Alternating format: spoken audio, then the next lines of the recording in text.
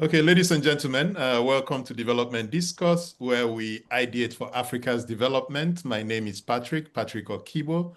I'm the founding partner at Nextier, and Nextier is a multi-competency advisory firm where we're really focused on solving Africa's complex development challenges. And some of these challenges include the growing geopolitical tensions, reduced multilateral cooperation, and decreasing international aid flows that are beginning to reshape the global order. As a result, countries are reevaluating their international interactions and creating new avenues for cooperation. What does this mean for international partnerships? What does it mean for us? More particularly, what does it mean for Belgian-Africa relationship? I welcome His Excellency Pieter Leenknegt, the Ambassador of Belgium to Nigeria, as my guest today. He has served in key diplomatic roles, including Deputy Head of Mission at the Belgian Embassy in Kenya and as Belgian Deputy Permanent Representative at UNEP, the United Nations Environment Program. Ambassador has led Belgian missions in Afghanistan, the World Trade Organization, and various UN agencies in Geneva. His multilateral negotiation experience includes the Minamata Convention on Mercury and the Nagoya Protocol on access and benefit sharing under the Convention on Biological Diversity. Ambassador, welcome to Development Discourse. Thank you for having me. Hello, Mr. Okigbo. Excellent, excellent. Thank you very much. Let's start with, you've spent some time in Nigeria, and what is it that surprised you the most or provided the deepest insight regarding the relationship between Nigeria and Belgium? Okay, these are two different things. I mean, the thing that surprised me most was something very visual. That was the natural beauty of the FCT. Those beautiful volcanic hills, Maitama Hill, Aso Rock, all these, Zuma Rock. Nobody prepares you for that. So when it comes to culture, there's a bit more that basically transpires into Europe. But the visual images of places like FCT, or for instance also the sheer natural beauty of a place like Taraba, for instance, is also totally unknown in Europe. Now, in terms of insights regarding Belgian-Nigerian relations, in terms of surprises, well, it would perhaps also be that we indeed find, but that's not unique in Belgium, we find Belgians in quite some remote corners sometimes, not necessarily where you expect them.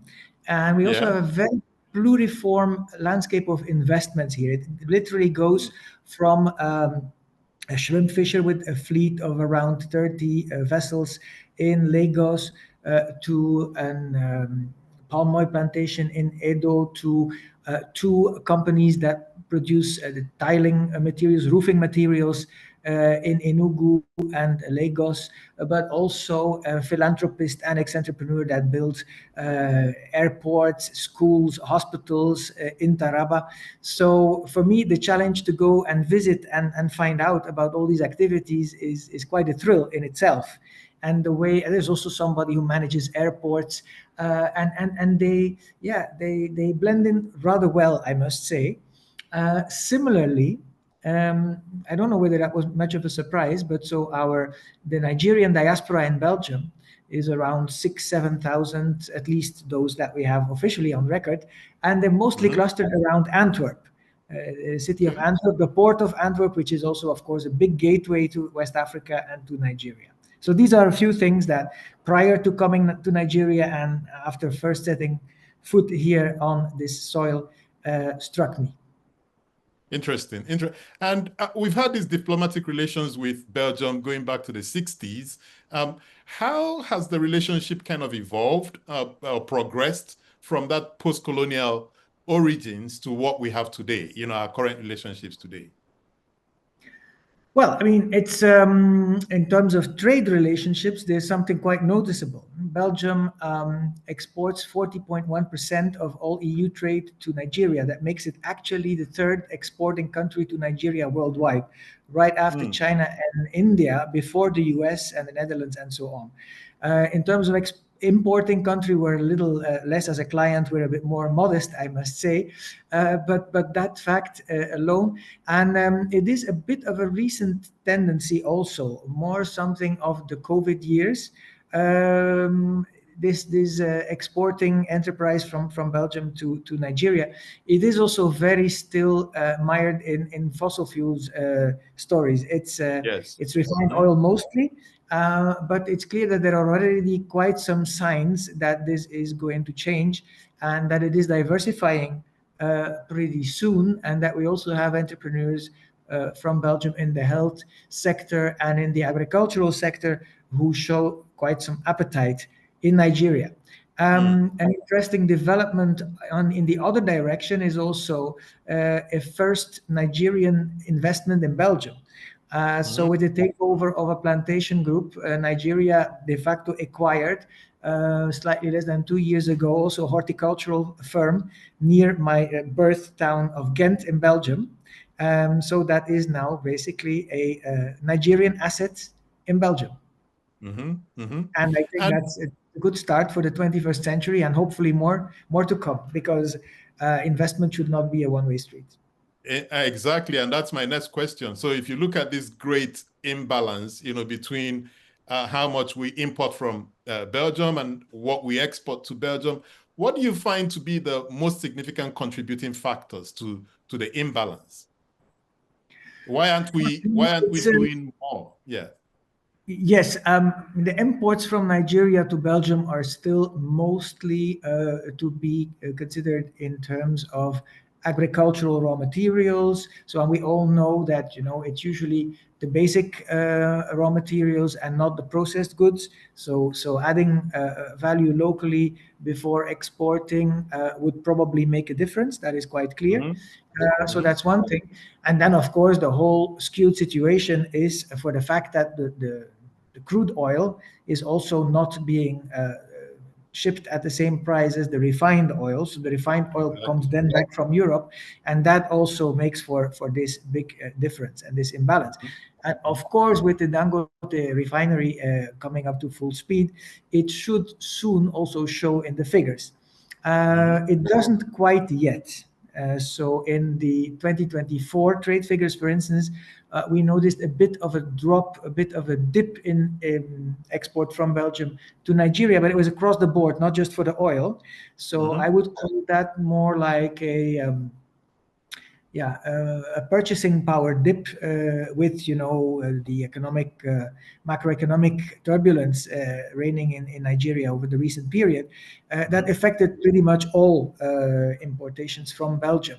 So, but the specific takeover in terms of local refining still has to show up in the figures, but it's going to happen sooner rather than later. I'm quite certain about it.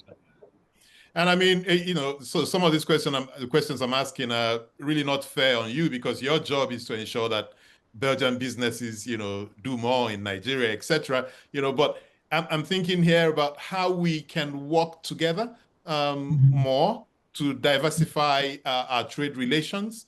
So what are some of the constraints, and how, or maybe more like, what are some of your thoughts on how we can fix the constraints? So if we've got the right government people listening in, what are some of the things that are top of mind for you that they could be doing to fix the trade disparities? Yes, I mean, to fix the trade disparities would be actually that, meaning that I should reflect on what we can do to have Nigeria import more into Belgium. Of course, that's also not my first job, right? Let's be clear. Of course, I know that. My first job is to make sure that the dwindling exports from Belgium to Nigeria that will happen anyhow. How we can make up for that with diversification and with other product services from Belgium being imported to Nigeria. But nevertheless, I'm happy enough to think, because there is also a bit of an aspect that's important for me to reflect Mm-hmm. on how we can diversify, the imports from Nigeria into Belgium. Mm-hmm. So what we see is that, and there's no denying, the European Union is a very mature market, but that means also that there are lots of requirements that, and that is mostly European Union. I mean, I'm not hiding behind it. It's just a fact of life that most of our trade policies and most of our other health-related and environmental policies nowadays in Europe are also very much EU dominated. So that means that if we have, for instance, we tolerate certain toxin levels in groundnuts, in macadamia, in cocoa beans, and so on, from coming in from over the world, because these are things that by definition we don't grow in Europe. So, for these requirements to be met in Nigeria, it's going to be important that the Nigerian exporter, the Nigerian producer, knows about these requirements and also has the tools to meet them. And that's, for instance, where our universities come in with quite some valuable partnerships with Nigerian universities, particularly working on research on these toxins, for instance, in order to bring them down and sufficiently down so that these products have more of a chance on European markets. Now, again, that is not a uniquely or exclusively Nigerian issue. Other West African countries have that same challenge. Nevertheless, of course, if we can solve it for all of these countries, it will only help, increase the export from Nigeria in those ways. Of course, there's the whole labor migration discussion, which we might touch upon as well, because, if you think about exports and investments and all of that, if you think of export of services, well, that's basically labor migration can be part of that.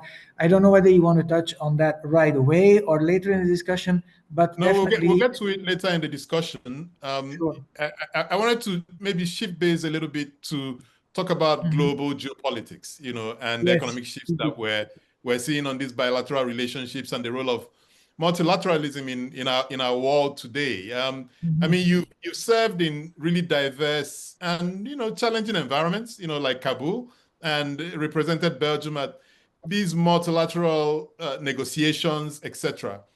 From your point of view, what's the most significant shift you've seen in the last decade when it comes to international diplomacy? Well, I mean, I think it's, is it the last decade? Is it the last few years, actually, that we've seen a bit of an acceleration? It's that, the international rule of law is something to fight for more than before. It doesn't just come automatically anymore, apparently, at least for a few countries. So when countries think that they can budge borders by force, that is not exactly the international order that we set up after World War II. And one wonders why such basic rules of behavior would no longer be relevant today. So we basically do have to fight for them.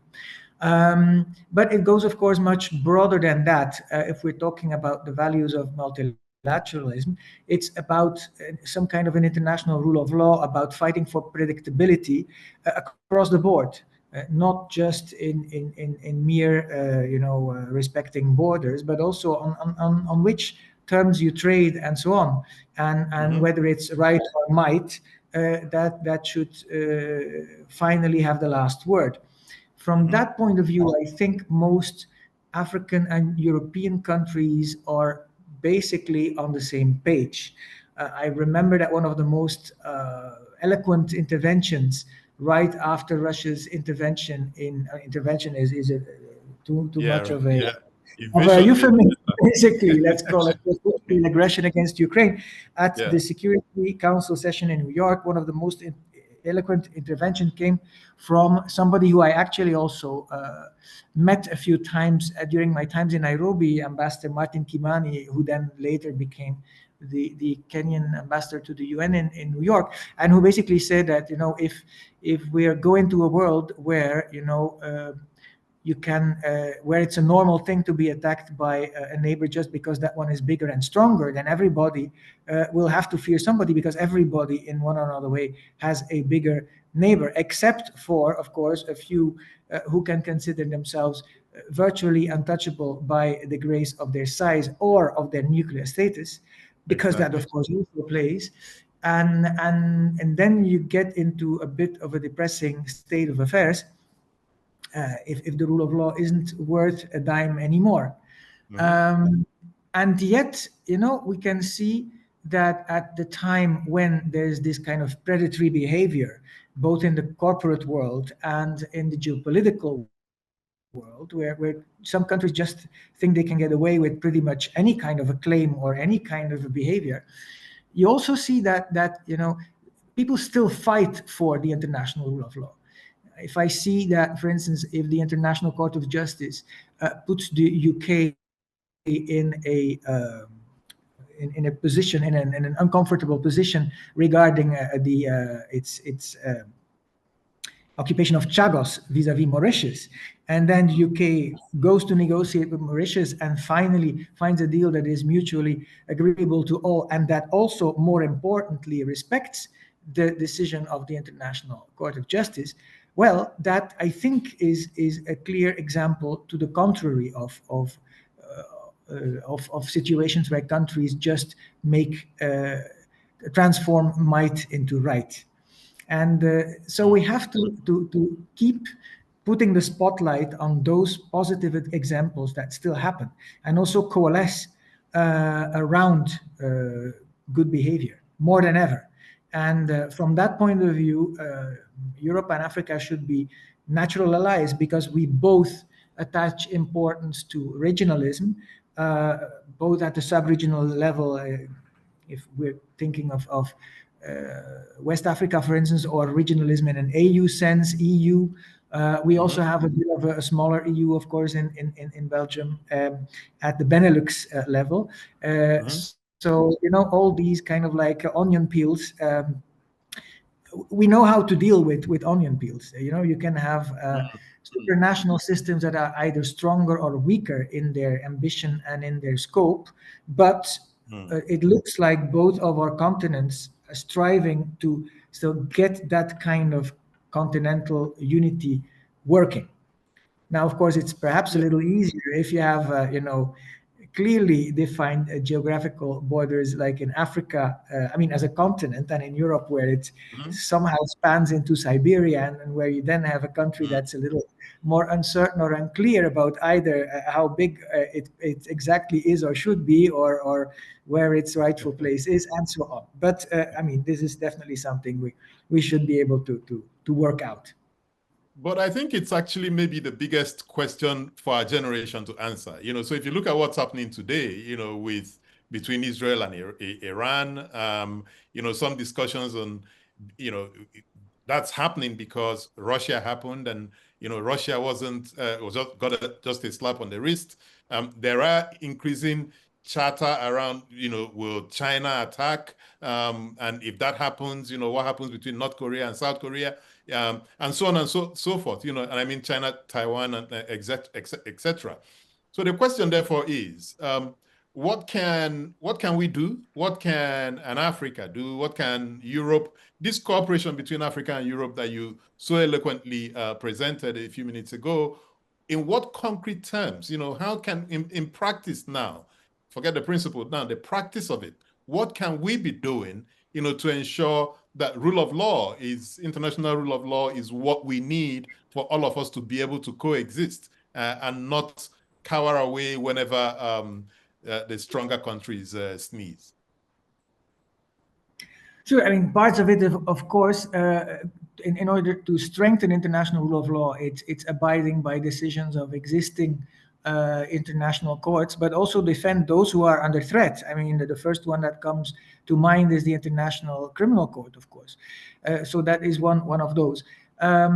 Then when it comes to the Security Council, of course, it's clear that institution is no longer very representative of today's world. I think we all agree on that.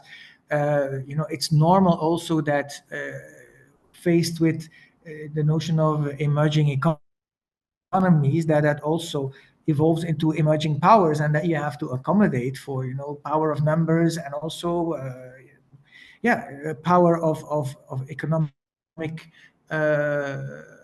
vibrancy and all of that, so that we will have to adapt our international institutions in that regard. For instance, the African proposals for 2 permanent seats for Africa in the Security Council for most European countries is something that is acquired. I think the part where we seem to disagree so far, and I'm speaking for the Benelux, because even within Europe you still have some nuances in, I mean, also let's not forget there is one EU member country with a veto right in the Security Council, and others who don't have, and who also go by rotation like anyone else and are not permanent. But as a Benelux, we do also coordinate our positions entirely on Security Council. Now, as a Benelux, we don't think that adding more vetoes to the Security Council is going to solve anything. It's for anything going to make the the obstacles bigger. So we'd rather have less than more. Whereas, as I understand, the African position is like, okay, if other countries would not collectively cede their veto right, then we need it as well as permanent members. So that I think that's. I mean, that's not just me thinking, but from point of view of many European countries, including Belgium, more vetoes is more of a dead end street, and more actually directing us more towards a stalemate than towards more agreement. So that are a few things that come to mind. International financial institutions, of course, should also reflect perhaps better the economic weight of today rather than of yesterday. But that is more of an ongoing process where things are actually happening already, where we see things stepwise, gradually moving in the right direction. How is Belgium thinking through its foreign policy in these emerging currents? Is there active Patrick, discussion? you seem to be a bit frozen. You're back. Yes. Hello, can you hear me? Yes, we can hear you. Okay. Yeah, sorry about that. So my question is, how is Belgium thinking through its foreign policy in the face of all of these things that are happening in our world today? The shifting currents, etc.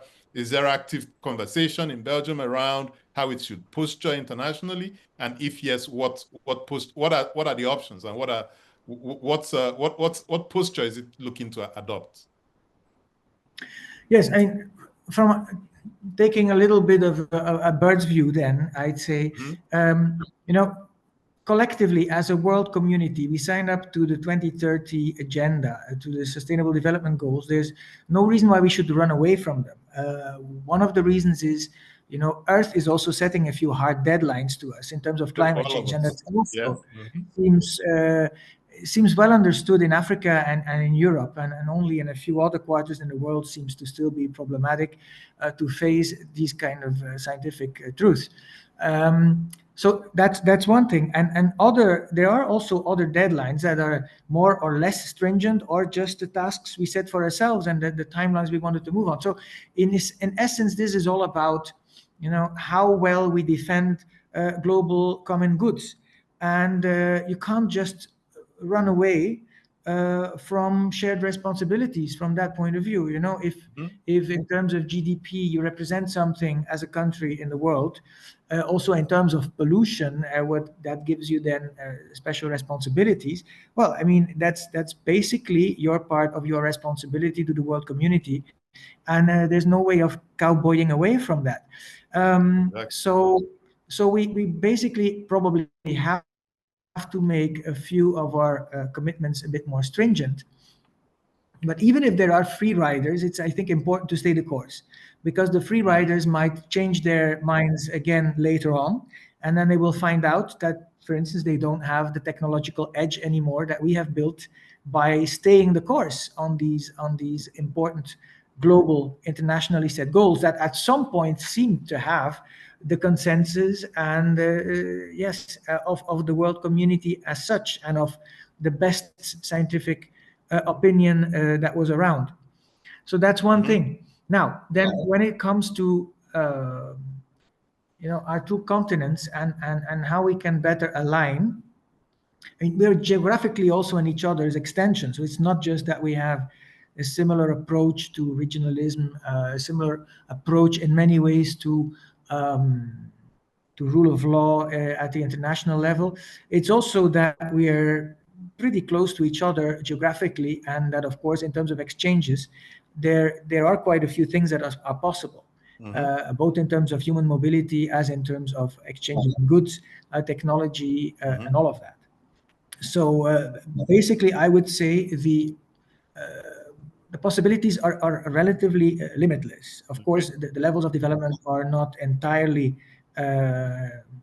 identical for now, but there will definitely be some catch-up happening.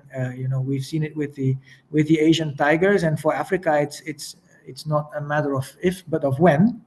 On the when, of course, that is still a question mark, of course. Yeah, I mean, your bet is as good as mine. But let's shift base a little bit to international development and what we're beginning to see as a freeze on aid. America did not quite fire the first salvo, but made the loudest noise around it with the scrapping of US aid. But we've also seen Europe, the EU, announce that it's going to cut back a little bit. We've seen other countries like the UK, etc. In Belgium, how would you describe Belgium's development philosophy in Africa? And, what are some of the specific ways that it's changing for Africa as a whole, and then maybe for Nigeria in particular? Yes, that is a question that I will gladly answer. And that is also often misunderstood, especially in some circles when I have, courtesy calls here in my office in Abuja. Since the longest times, and definitely since Agenda 2030 was approved, and with all of the thinking about, the multilateral development system as a crossroads with Bruce Jenks and Bruce Jones and so on. So we've integrated those perspectives that basically say that there is a specific category of developing countries that still need the classical, traditional budget aid, government to government, and these are least developed countries. Belgium is one of those countries. I'd say not all of the countries have methodically followed that approach, but Belgium has pretty much. I mean, the only exceptions to that rule are Morocco, probably for historical and migration-related reasons, and then Palestine, which is, of course, that we usually catalog under the fragile environments label. Palestine in itself is not a least developed country, by criteria, by figures. But then all of our other partner countries of development of bilateral bilateral governmental development cooperation are least developed countries. That includes countries such as Guinea, Benin Republic in the region here as well, and a few other ones, but not Nigeria, because Nigeria, in terms of GDP per capita, by far exceeds that level. So what we always say is Nigeria is a country that, by the basics of its economy and by what it produces in terms of GDP per capita, is basically able to finance and to support its own development. So that is why we don't look at Nigeria. That's why I don't have a development cooperation section in my embassy here. We look at this country as a partner for business, for trade and investment, and that is happening. And so there you can make quite a good day task out of connecting all the dots in that field and in cultural diplomacy and all of that. But well, what we also don't run away from is the humanitarian aid here in Nigeria, which we understand. At some point, Nigeria was at a juncture, called in the help of the international community for the Northeast. So that's where we also are. Our humanitarian, and now answering on your question on the paths, where our trajectory is going in terms of development cooperation, in terms of the volume. So there will be cuts also in Belgium in our development cooperation spending, as I'd say a combined result of a post-COVID strictures in our economy. Budget-wise, public deficits need to be shrunk drastically. That's one reason. On the other hand, we also see that we need to increase our defense spending, because what happens at the eastern side of our continent, and also because the western side, the country west of our continent, also expects us to beef up our own defense. Fair enough. Within the bounds of the reasonable, of course. So these things have led to spending cuts, not only, by the way, in development cooperation, but across the board in Belgian federal spending. But we got a very clear signal as well that when it comes to the humanitarian budget, that budget will not change. We got a very clear directive from our minister, who's now a minister for foreign affairs and development cooperation for the first time in a very long time. So that is also quite a clear directive. With the number of crises we see around the world, we're not going to munch at that.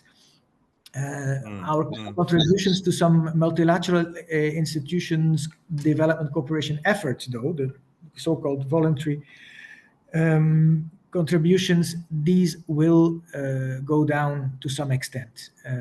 Yes, but it's by no means a US aid crumbling type of shrinking, and it's also not compared to what happens in a number of our neighboring countries in Europe. Interesting. But as these discussions evolve, we understand that the quantum or the volume of aid will decrease. But are you also thinking about maybe the models, the cooperative models, the traditional ways of just budget support or directly funding aid? Are you thinking of changing that model to maybe something else around supporting manufacturing or improving local capacity within these African countries to be able to stand on their feet? There's this whole polemic on whether aid really helps nations get out of poverty or whether it infantilizes them and keeps them stuck in poverty and underdevelopment, whilst there could be other models that would help these nations fight for themselves, stand on their feet, take care of their responsibilities. Are you involved in any of those kinds of conversations, and what's the view for Africa? Sure, but I wouldn't say these conversations are brand new to us. I remember during my time in Brussels, when I was one of the two pen holders for our SDG reporting to New York, and when I was also actually physically based in our development cooperation administration in Brussels. There was already quite some thinking on, and actually not just some thinking, but it was immediately translated into policy, that if there's anything worth supporting, then it is supporting countries in raising domestic revenue. So setting up just and better tax systems. And so you can do that with LDCs. You can actually also help still a number of emerging economies with that effort, because there's one thing that most industrialized countries have in common, that is they have quite a sophisticated, not a tax system that everybody's happy with. Who is perfectly happy with a tax system? That's probably always a work in progress. But and of course, we end up having tax rates of about 50% of our income in some Nordic countries and also in Belgium. But this being said, of course, if you look at a country like Nigeria, which only has raises 8% of its GDP equivalent in terms of domestic revenue that then government can use for all those developmental needs, that's very little. And it's also not, I'd say, a big surprise if, during our EU presidency council period, I mean, it doesn't have many implications outside of the actual council meetings in Brussels. But you're always expected, also in diplomatic outposts, to do the little bit more. And for instance, to bring your EU colleagues together around the table with an interesting Nigerian speaker. So my first choice then was Taiwo Oyedele, the tax reformer, who, by the way, is now celebrating his 50th birthday today, and I sympathize because mine is coming up in only 12 days. So yes, but apart from being a very smart and very interesting person, and always guaranteeing a very lively and interactive debate with whomever you put around the table, it's also something of a reflex that I brought back from my Brussels days, that setting up a equitable tax system, progressive, and that also works, and that taxes everybody to their right value is so key to any kind of economic development, and so key also to a larger notion of social justice and economic justice in a country. And so this is something, and this is also how we started funding the IMF in the mid 2010s. For the first time, we were actually contributing to voluntarily to some IMF instruments that were then designed for precisely that, assisting developing countries in setting up more equitable tax systems, and more efficient also, and actually more effective tax systems. So that's definitely something that comes to mind. But again, I mean, this is not just a thinking born out of necessity, like we don't have enough money to spend on education and health sector and all these traditional sectorial involvements anymore, and now we have to just find something a bit more sophisticated. No, it was part of a bigger recasting of our development cooperation model at that time, at precisely the time when the world set out all these development goals for the next 15 years. It also came, of course, with some changes in, certain ministers have an ideological profile that's more to the left and then to the center right and all of that. So that also played a role.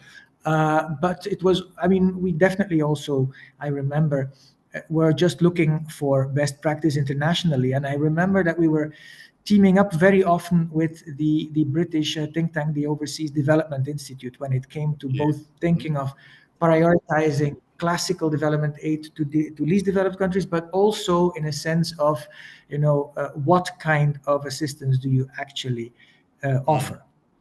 This being said, if I look around in West Africa to our the partner countries of our bilateral development cooperation, we still do intervene in sectors as climate, proof agriculture, and in other countries more in the health sector and all of that. So it's a combination of both, where we have added value, tropical medicine being one of them, tropical agriculture sometimes as well, and also what the countries themselves, of course, prioritize. That's very much the case. Yeah. And I mean, I like the discussions around aid and trade and so on.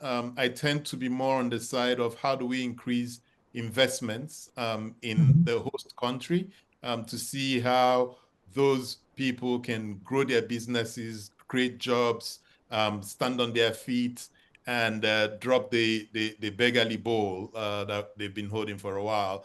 And so my question is, what are the most significant barriers for increasing Belgian investment in Nigeria? And, what are some of your thoughts? Okay, so maybe let's talk about what these challenges are, and then I'll follow up with a question on what are some of your thoughts on what government can do to make it easier for Belgian businesses to invest in Nigeria? Right. what you often hear is that it's gonna be about hard infrastructure, road infrastructure. Although, I mean, some seem to be very undeterred by that. We have a Belgian who's leading what he calls a virtual gas pipeline, which is basically having trucks bring LNG PNG. from Yeah. Port Harcourt all the way to Maiduguri and to Sokoto. So, And he's doing but well. so, He's doing very and he's well. doing that. Mhm. Yes, yes, yes. So that's roads. Power is, of course, something that many will mention as a constant power supply. But then on the other hand, we also have certain companies who, for instance, come in with innovative solutions for, cool chain in places that cannot guarantee, constant power supply for 48 hours. Mhm. Um, so there are solutions, there are patches, but of course, in the end, if you really want to develop certain industrial activities, you will need power. And it's a bit Mhm. depressing if you see that some companies still have to run on diesel generators and all of that, because of course, I mean, these are also soon going to be stranded assets and all of that, and the world will move on from fossil fuels. And by that time, in one or another way, Nigeria should probably get its act together on power supply and distribution and all of that. So that is definitely something that we often one is sanctity of title and legal. Yes, I mean, in that kind of cluster is also very important. But again, there's something in general to be noticed about Belgian investors in Nigeria. And I think it's when I talk to some colleagues of mine of other EU member states, it's a pretty similar experience. On the one hand, you have those Belgian entrepreneurs that have been here almost from the 60s or 70s onwards. And Mhm. they've learned to swim through all the turbulent and quiet waters, and they know their way around. And it's gonna be hard to squeeze them out because they know the tricks and they know how to do things in Nigeria. Mhm. And they will tell you sometimes that they make a good profit.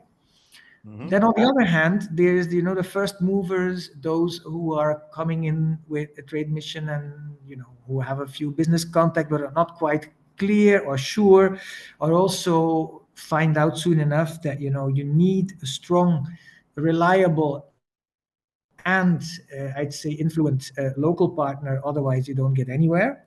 That is definitely true as well. So there seems to be a bit of a chasm gaping between those who have been here for the longest time and then those who all would like to start but find it difficult and face hurdles and obstacles and yes, are experiencing that you need to take uh, baby steps before you can take the giant strides, and that it takes a lot of patience.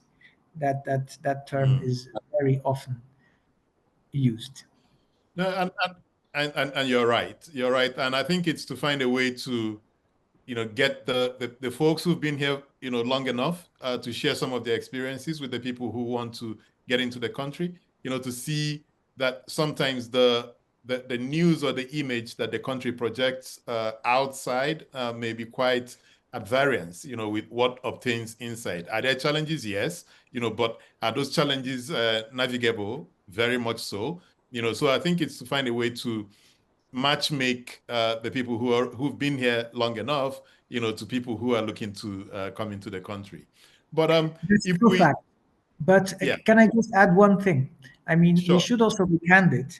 There are many other much smaller countries in the region where there's also Belgian entrepreneurs, and sometimes, yes, in bigger droves and for equal periods of time as in Nigeria, but in far larger numbers. Now, you can say part of that is, linguistic commodity, linguistic ease for our French-speaking fellow countrymen. They would probably rather go to Cote d'Ivoire and Benin and so on. But I don't think it explains everything. I mean, it's there's no absolute logic or there's no reason in itself abstractly why Port of Antwerp should be so big in Cotonou and Conakry and not in so many Nigerian ports. So there is definitely, there are a few hurdles in terms of governance. I think that comparatively have to be overcome. Let's be clear about that. I mean, I encourage everybody, to come into Nigeria and try the market here, try the country as a vibrant place and as a creative place and as a place of many new and innovative ideas. But there are indeed a few hurdles that are also real. And I can't quarrel with that fact. It's a fact.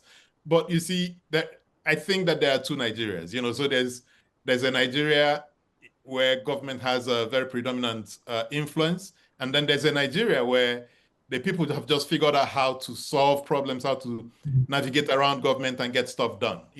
Two sectors come to mind: the creative industries. Actually, maybe it's just the creative industries, but you can look at entertainment and also look at like tech, right? And I'm wondering, how are you looking at these industries? Because we've kind of figured out how to move on with our government. And how are investors in Belgium, looking to play a role in these industries, which are still burgeoning in Nigeria, and getting now on the ground floor and grow with these companies to not only play in the Nigerian market, but also play in the African market? Are you seeing those levels of interest from Belgian investors? Yes, definitely. Absolutely. When it comes to creative industries, there's a bit of a buzz. So there's of course the Afrobeats sounding all around in Brussels clubs, just like anywhere else in the world these days.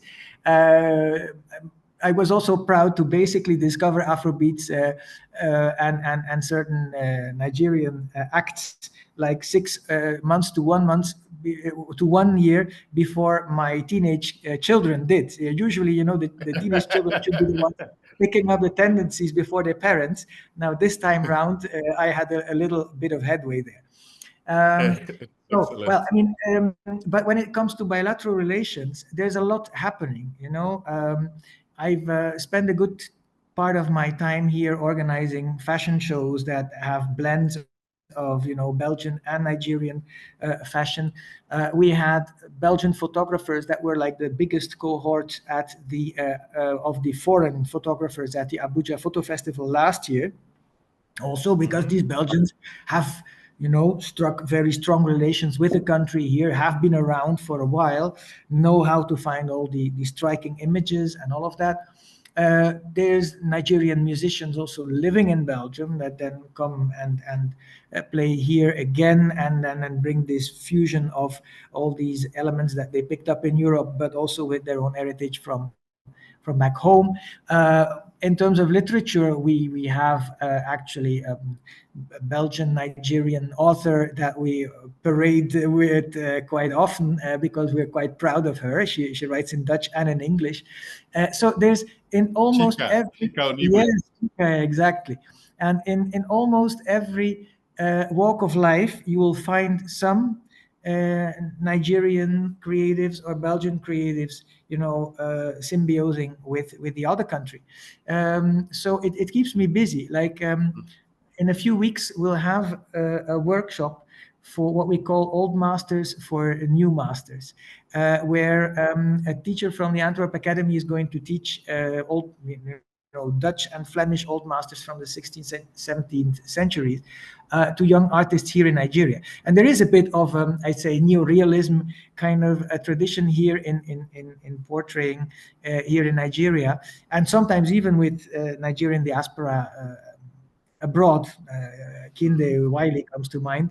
And it somehow fits also with these kind of trompe-l'oeil effects of old masters and so on. So the possibilities are endless.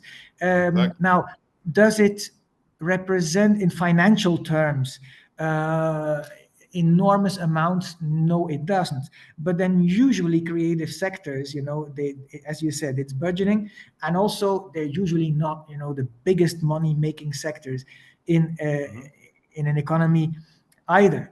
But as an art historian, I should, I think, just be happy also that that these sectors are thriving so well. And it really lands on my lap. This is kind of a sector where, as an ambassador, I don't need to use my magnifying glass. All these things just naturally come to me, whether it's on street art festivals or photography, and then I basically just have to go with the flow.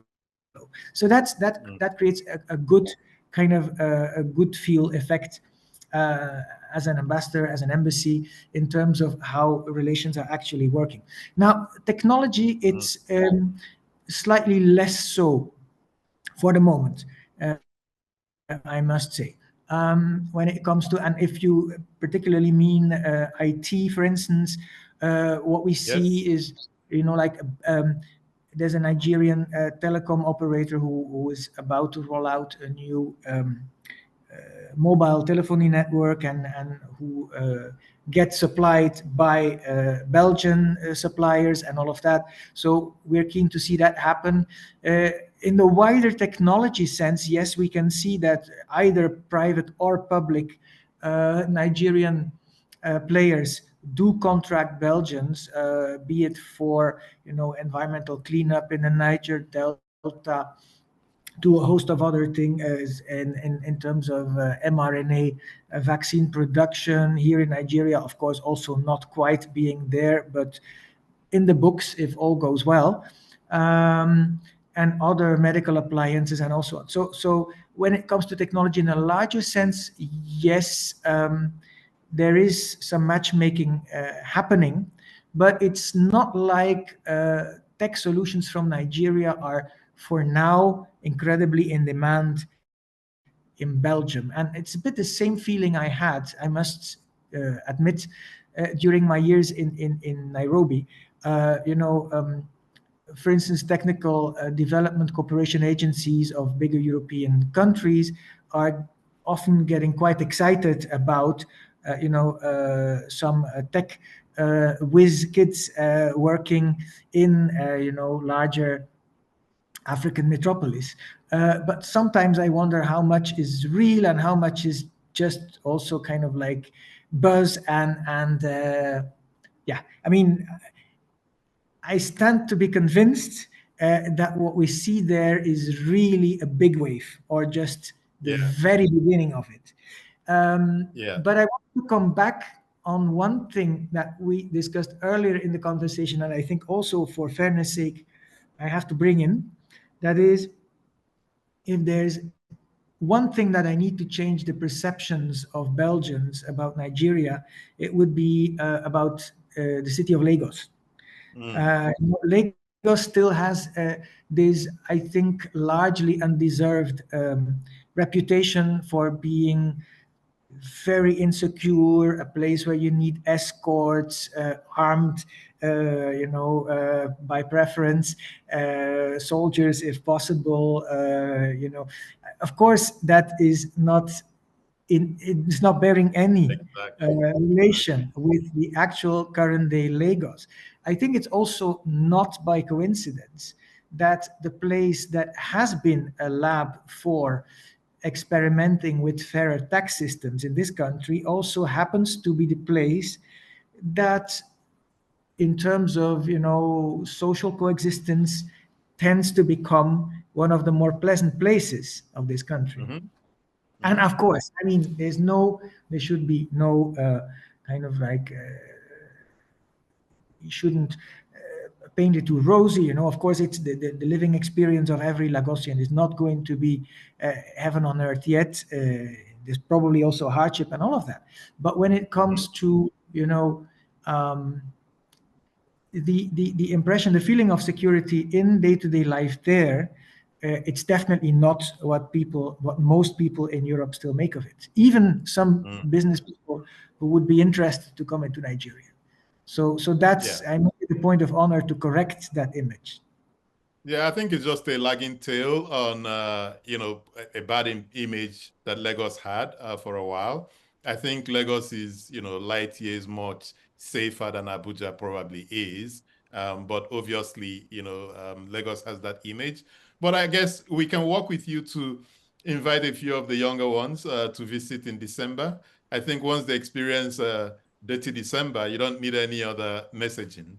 on how Lagos can be so much fun for anyone who wants Sure. to Yeah, engage.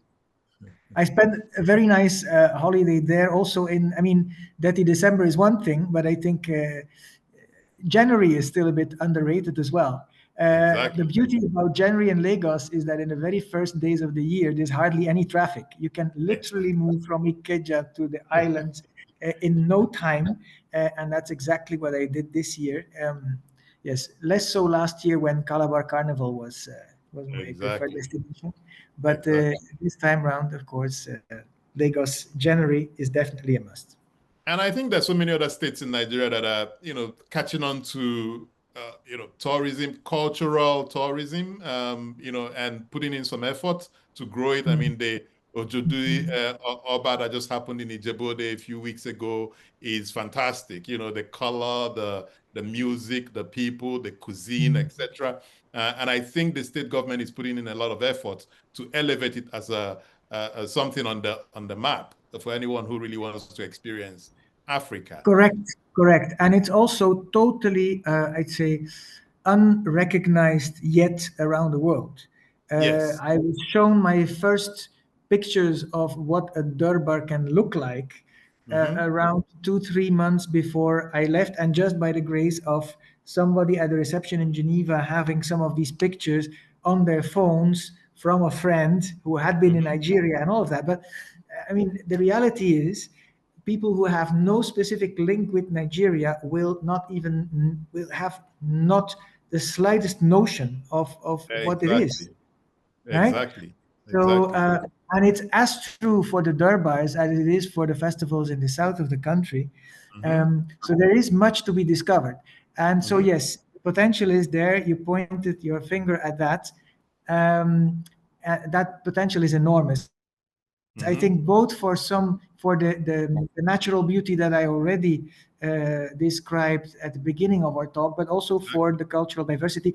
The sartorial vestimentary, diversity is just is enormous, is breathtaking, and it's totally unknown abroad yet. I Yes. think the jury is still out on how much potential Nigerian food has abroad. I wouldn't put my hand in the fire for that. But when it comes No, to the it's festivals, changed, the food is making great inroads. I mean, there's so many restaurants that popped up in London, that are like real fusion restaurants. Ikoyi comes to mind, that take inspiration from Nigerian food and then create it for the international palate. There are lots of restaurants that also popped up in New York. The New Yorker did a review on Nigerian cuisine and how it's from street food to fine dining, etc. So it's coming. There's an appreciation of what's going on with the cuisine, and I think we're going to see more and more of those going forward. all right, well that's good to hear. And then I mean, yes. In continental Europe, there's still a long way to go, but I if it's know. been done elsewhere, then it should be possible there too. I also assume that northern Nigerians may actually show the way because they usually already soften things a bit for the palate. One of the more pleasant Yes. experiences for me and a number of EU colleagues was actually our stay in Sokoto. Mm. And also in Katsina, basically, where most of the food would be, say, kind of, yes. Yeah. Not as spicy as the Pleasant, food you have from the south. Yeah. yes, Yeah. pleasant and enjoyable to us. Yeah. Yeah.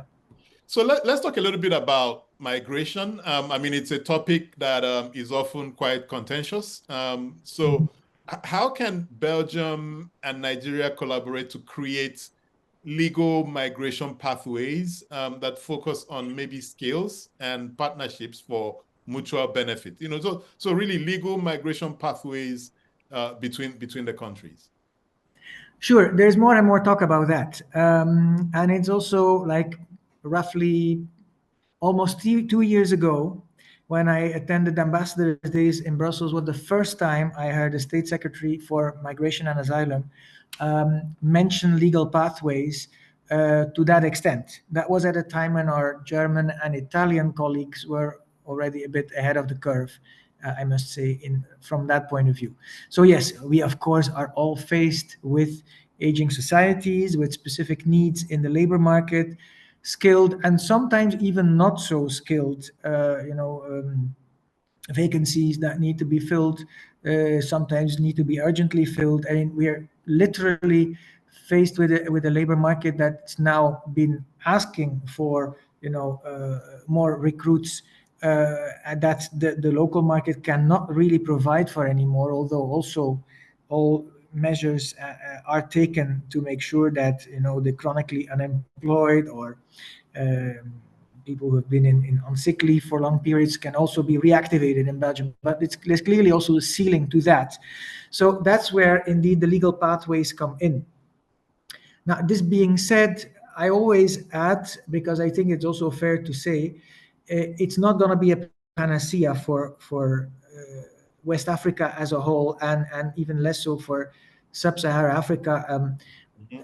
When we say, when we talk about, root causes and underlying problems, then of course, the youth unemployment here has also to do with gigantic income inequalities, with lacks of opportunity, and also with demographic trends that are in no way a responsibility for Europe to take by itself.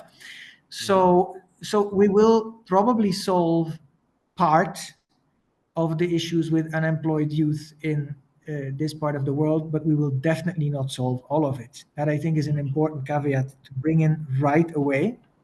And it is totally making abstraction as to how much or perhaps how little appetite there would be in specific European countries, depending also on ideological moods in the country and all of that. So, I mean, structurally speaking, there is no way that we could cater for the hundreds of millions of people who would aspire to circular migration. But does it mean that we can't do more in circular migration? Definitely we can do much more. And so from that point of view, we've perhaps not been a trailblazer in Belgium, but I think that the realization is there. And I must also say that during our council presidency in the EU, as Belgium, we have been quite instrumental in also getting all the European noses pointing in the same direction. I mean, there's always one or two that will stubbornly look in another direction. Yes, but in terms of devising those common rules that are also important to create enough predictability at the continental level, and also enough fairness and equity, between European nations, and not to kind of also to in terms of fairness and competitiveness, not to skew things too much. So I think we've also contributed quite a bit there. And that might be as important as what we take as national measures for a country of 11 million. I think if we get it right we can add our effort to getting it right for the 450 million, then that's even better. But in terms of, yes, devising the legal pathways and the training paths that come with it, and the vocational training and all of that, so we've definitely made those debates also advance substantially during the first half of 2024. Yes, there's perhaps one more dimension to it, and that is it's also a bit of a myth what you sometimes, at least, I mean, there's a number of schools of thoughts. There's those who say that you'll also take the pressure off illegal migration if you allow for enough legal pathways. There's other people who have doubts about that, and as that there will always be those those illegal pathways, and that there will always be a trafficking problem that you need to fight in its own right, and that also the abuse of particularly asylum systems, that you have to keep tackling it, otherwise this is generating so much insatisfaction and a sense of unfairness and injustice also in our European systems. So that you can't really just hope that one is a panacea for the other one, or will be a pressure valve for everything. So that's perhaps the second important caveat I have to bring in. But I mean, I think the bottom line should be yes, thinking has evolved, and in terms of the temporary and circular migration, and how you can make young labor force from Africa benefit Europe, all the while not just robbing them away from the continent and causing huge brain drain. We're part of it. There was the Rabat process meeting in Nigeria, in Abuja here, a few weeks ago. We had a delegation also coming in from our technical development cooperation agency. We're part of it as Belgium, as so many other European countries. So that's fully understood. At the time, we were also pioneers in the whole global framework on migration and development. I mean, that's now, it sounds like, I think it is a thing of the last century, but perhaps the very end of it. But one of those precursors of all the global compacts on migration and on asylum. And so this is actually part of, a bigger movement in which we definitely, we've not been the backtrackers or the laggards either. Sure. And, so let's take some questions from participants. And this question is from Felix Abraham Obi, which also kind of ties into legal migration pathways. And his question is, do Belgian universities have or provide scholarships for Nigerians who want to, for instance, undertake postgraduate degree programs as a way of, one, strengthening bilateral relations between Belgium and Nigeria, but also to create this pathway for skilled resources that could come into the country and help plug the age disparity that's emerged between Africa and Europe. Sure. These scholarships exist, and indeed, it was right to point at the postgraduate level, and especially the PhD level. That's usually where some, research positions are fully funded, or at least partly funded. There are also universities in Belgium that have more of a tradition than other ones. University of Ghent comes to mind, with its, particularly in life sciences, they've had very long-standing partnerships with universities here in Nigeria, and that usually also facilitates, these things. Also, what I would say is, and that's an experience I keep from these study in Europe fairs, when I sometimes see Belgian universities also advertise for what they have on offer. It's easy to stare oneself blind on the thing of the fully funded scholarships and all of that. I think comparatively, when one compares with studying in the United States and the United Kingdom, which for many Nigerians has been a very frequent or usual experience, where Belgium comes in with comparative advantage is that the cost of living is much lower than in both of these countries. And also, tuition fees are much, much, much lower. I mean, even for foreign students. Of course, it goes without saying that EU students, they would almost study for free, like it's a 1,000 euro thing per year. For foreign students from outside of the EU, it's slightly higher, but it's also not like, by no means comparable. It's a fraction of what you would pay in terms of tuition in the UK and the US. Nobody in Belgium will ever have to contract a loan to study, right? So these are, of course, also factors that you should put in the balance. Plus the fact that, real estate in Belgium and renting is still relatively much cheaper than in any of the neighboring countries. And still, you're there at the heart of Europe. I mean, it comes for a number of reasons, sometimes easier, sometimes more difficult to understand, but that's just a fact of life. So I think that's also something one should factor in when making decisions on where to go and study. Exactly.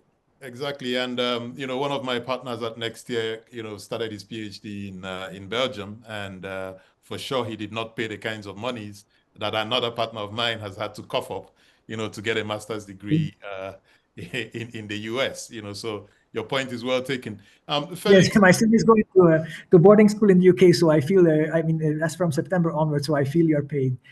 yeah, yeah. So Felix Abraham Mobi has another question on healthcare. He says, does Belgium have any healthcare interventions or development collaborations in Nigeria compared to countries like Rwanda, where Belgium has been actively engaging?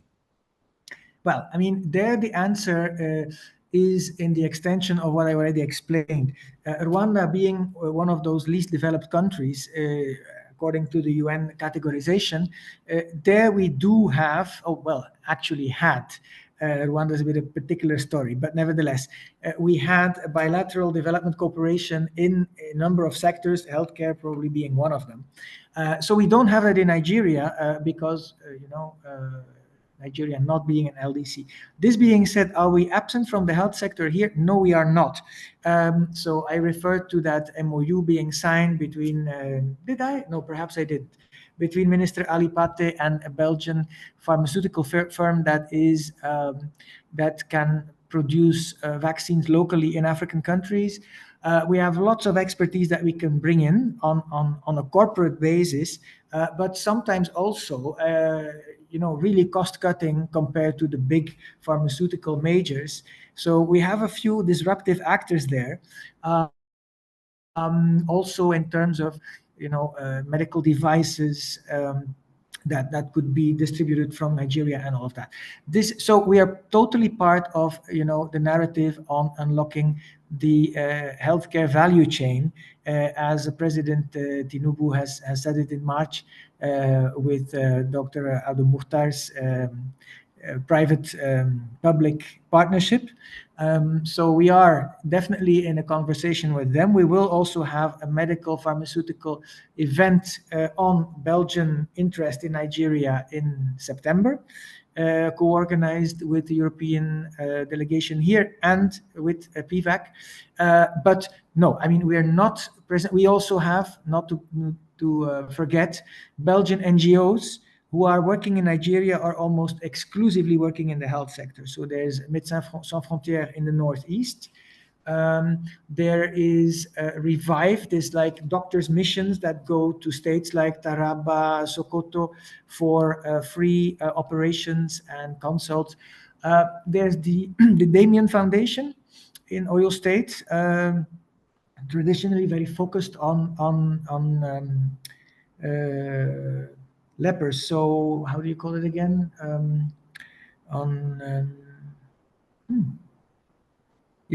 Leprosy. Sorry. Yes. So we do have some NGOs working, but of course not at a scale where you see a whole government apparatus, connecting with another one at the level of a whole of government policy. No, but I mean, short of that, there's quite some things happening in the health sector between Belgium and Nigeria. So I said, because this is an Africa-wide discussion, we have a question from the DRC. I hope you can, tackle it. It says, conflict and inequality drives mass migration away from Africa. So lots of young Africans live because of conflict. Moving beyond Nigeria to the DRC, how can Belgium leverage its historical ties with the DRC to support sustainable peace and development, particularly in conflict-afflicted areas like Goma? What role do you see for the youth, both in Belgium and the DRC, in fostering reconciliation and addressing the root causes of conflict in the Great Lakes region? I'm hoping you can speak to this. Yes, Great Lakes. I honestly don't know whether I'm going to say much about it, though, because I've been, as a diplomat during my career, trying to avoid being sent to particularly those places where we have like the benefit of expertise and the burden of the past combined. Let me put it like this. Of course, we are all for territorial integrity of the DRC, and pretty much like you can't have Russia creating some kind of a protectorate in the east of Ukraine, that also holds for the Great Lakes region, right? This being said, you would also expect that 65 years after Congolese independence, And 30 years after the start of turmoil in the east of the country, the government would have devised some policies to basically include the East more economically and otherwise in the country, and basically also unlock it and make it integrally part of the country. And of course, it's a huge country; it's enormous. Infrastructure as it is now doesn't perhaps properly allow for having a government presence to the same extent everywhere. But let us not kid ourselves or fool ourselves. I mean, a country like Belgium, with its 11 million inhabitants, is not going to right those wrongs, is not going to get the DRC on the rails. That's for the DRC itself to do. We can be a development partner, but and we've always been very supportive for either peacekeeping troops for as long as the DRC themselves wanted to have them to bring stability. We've always been the first ones, asking for more attention at the UN level or at the EU level for all the problems in the Eastern DRC, for extending mandates also, in the Human Rights Council, where I was personally also following Africa resolutions and negotiations, and where I was actually the main negotiator for the EU with the DRC. Although at some point I thought, it shouldn't be also a natural thing that as a diplomat from a former colonial power, you should be an EU main negotiator. So we've actually tried to shuffle things around. At some point, I was the main negotiator for the EU with Mali, which I found to be a bit of a healthier situation, because then you start with, a blank page. And sometimes a blank page in diplomacy is an asset, more than the asserted or the acknowledged expertise, whatever that means, with all the pluses and minuses and the weights that it comes. Okay, so I've got two questions from Onyekachuku Ojugo and Umar Dare Baba, kind of related, so I'll combine both of them. And the question is, one of the strong avenues for collaboration between our countries is in the area of agriculture. So can you speak to some of the programs that you have or initiatives you have to support agriculture between, maybe in Nigeria, improving our products to get them, acceptable in Europe and in Belgium? Do you have any of these types of programs that, our participants and people who would listen to this afterwards could take advantage of? Yes, sure. So I mentioned the fight against aflatoxins that the University of Ghent is working with the University of Ibadan and then with Mina and a few other universities where they develop these partnerships.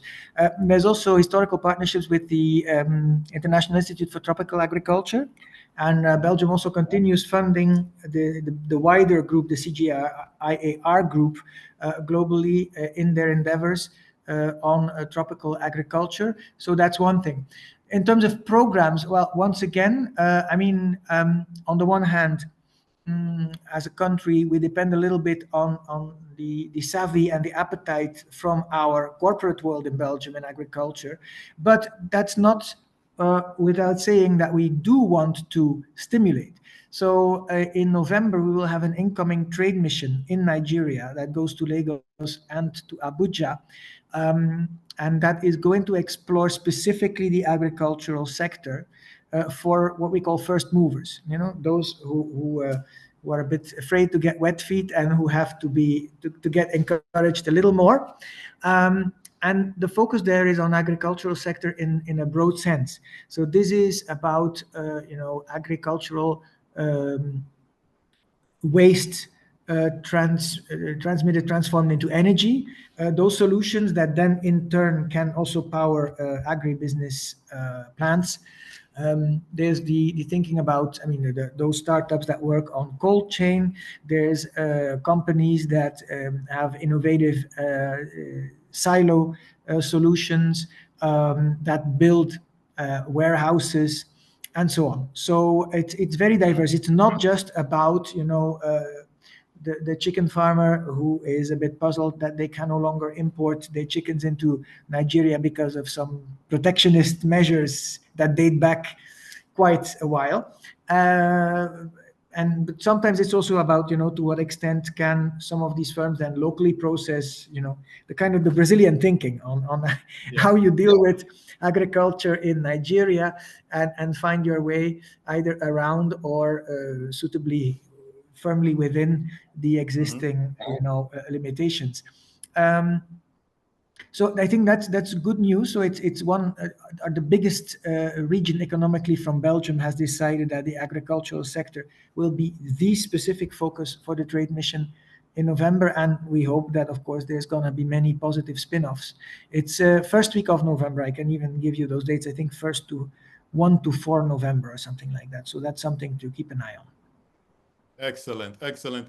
And a gentleman who we referenced in the concept notes for this event, Collins Mweke, asked the question, and Collins' work is a senior consultant at the Nigerian Belgian Luxembourg Business Forum. And yes, I know him very well. Fantastic. His question is, what value, or at least the way I'm reshaping his question is, when you talk to businesses in Belgium, when you talk to investors in Belgium about looking at Nigeria, how do you present the value that Nigeria represents? And I think the answer to this question will be very critical for, say, for instance, the Nigeria Investment Promotion Commission, as they also go out there to talk to investors. How is it that you shape, what's the story you tell about Nigeria, about the value that Nigeria brings to the table for these investors, who are looking at a plethora of opportunities around the world? How do we present ourselves to make Nigeria attractive to them? Yes, I mean, of course, the main job, I mean, this would not be, I mean, it's also the job, of course, of Nigeria to advertise itself well enough. Sure. The way I see it is, it's, and I think there's a good awareness of that among Nigerians. I think there's many things you can say about Nigerians, but not that they wouldn't be good salesmen and saleswomen for their country or for themselves. So I think it's very well understood that this is a gigantic market just by the sheer population size. So that is true. There's somehow this easy realization that, when sub-Saharan Africa will actually start taking off economically, also industrially, that it's impossible to imagine that Nigeria would not be part of that big takeoff. And that as a first mover, you'd better be there already, given the fact that, it is a different place than Europe. You need to know your way around. You need to get to adopt the right reflexes. And you simply don't have them if you just operate from Europe. So it's important to get that edge and to get that advance, because many other markets around the world are already so mature that it's basically, okay, the risk is less, but then also the possible benefits are less. So yes, it should be. It comes under the number of calculated risk, and finding the right partners. And they're perhaps not very many, but those who are there for the longest time have proven that it's possible.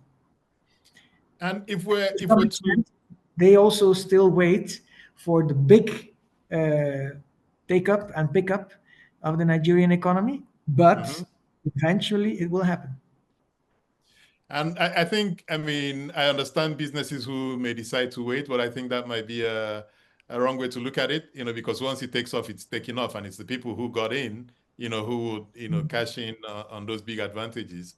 Although there's also the second follower advantage, where you allow the first mover to make the mistakes and the second follower, picks up the opportunity. So we'll see. But would like the investors to come in now and help us create this job, etc.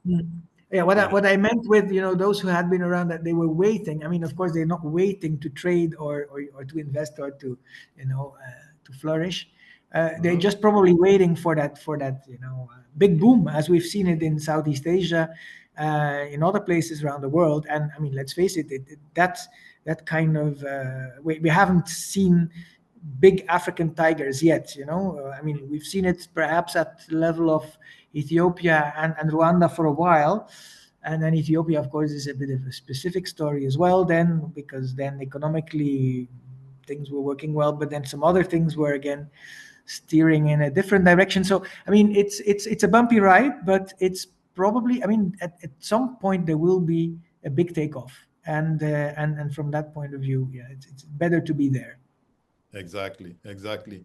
And as we get closer to the end of this chat, let me look into the future and say, if you and I were to have this conversation, say 5 years from now, what specific accomplishments would you want to celebrate regarding the Nigeria-Belgian partnership? Maybe one or two that would like to look back 5 years and say, okay, we've done well in this area. Yeah, I mean, if in 5 years' time you could say there is like a joint venture factory producing messenger RNA Lassa fever vaccines in Nigeria, that would make me incredibly proud. That's one thing. And another one, for instance, yeah, I think, I mean, most of the potential, I think, is whatever way you look at it, is gonna be in the health sector or in the agricultural sector. For agriculture, it's a little harder to think of what shape it could take. We've had these big plantations, but is that now kind of the most cutting edge thing we could produce? Perhaps not.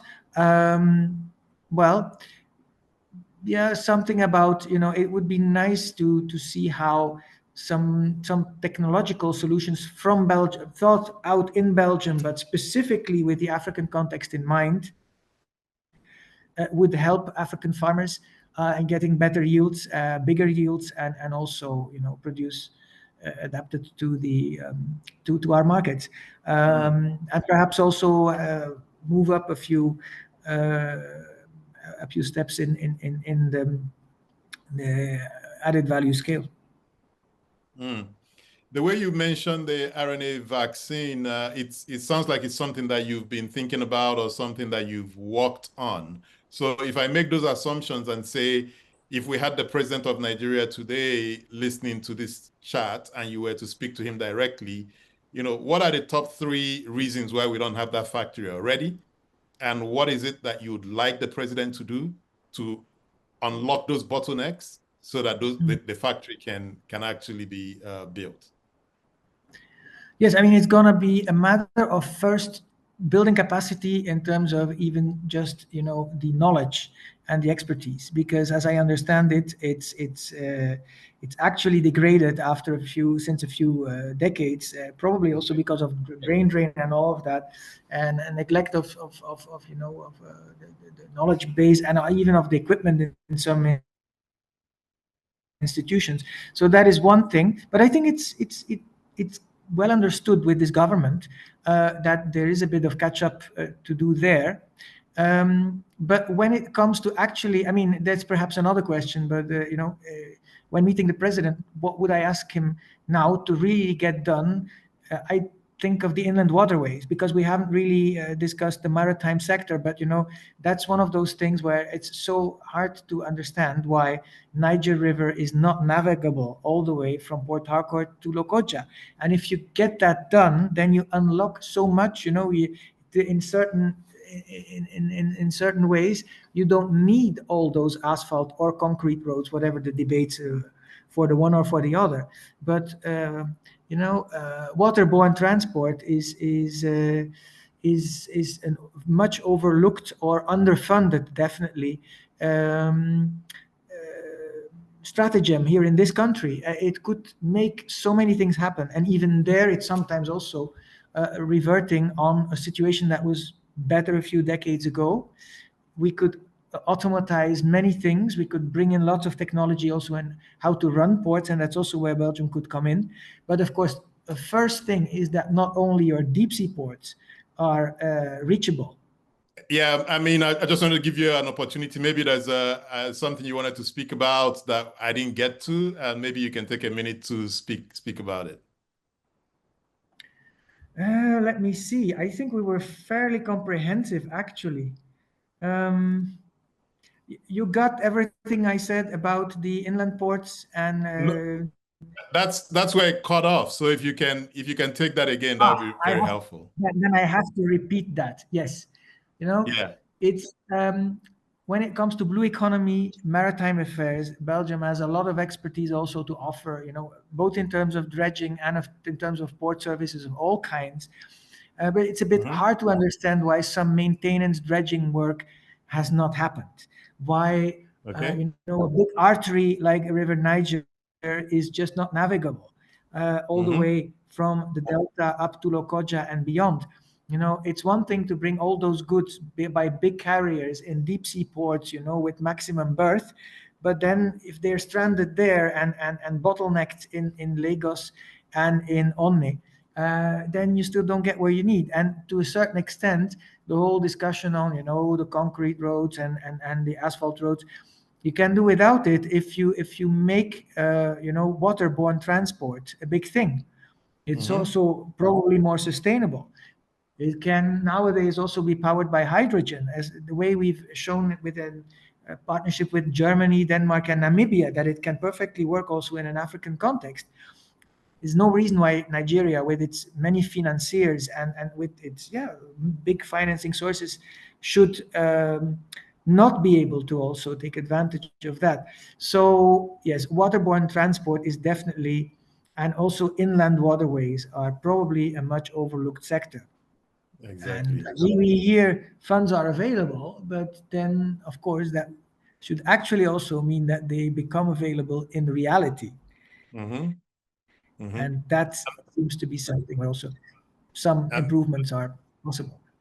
That's a great point, and I think we're going to bring it to a close on that point. Ambassador, thank you for this discussion. It's been very, very, very insightful. Thank you very much.